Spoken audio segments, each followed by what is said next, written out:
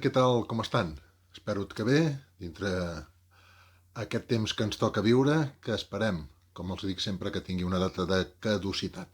Molt bé, anem a explicar el que toca per aquest cap de setmana. Comencem mes, estem ja als primers dies d'aquest mes de maig, ja portem quasi 2 mesos tancats, que cada dia va siguent repetit, tot i que ara hi ha totes aquestes mesures que sembla que la cosa s'obrirà un xic més, que podran sortir més al carrer.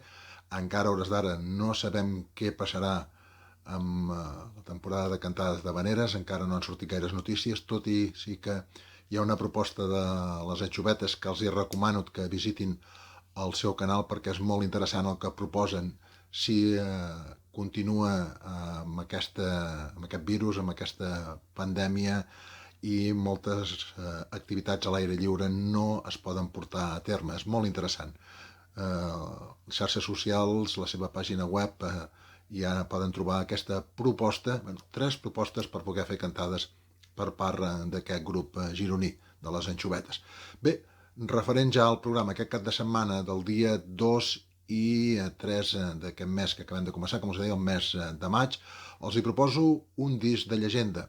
El grup Ultramar, el grup de la Núria Berengueres, el primer treball que va fer aquesta formació que es va crear l'any 2000, que venien d'una altra formació, d'un altre grup d'havaneres, tant la Núria Berengueres com l'Àngel Riba, que va ser els que varen formar aquest grup, l'Ultramar.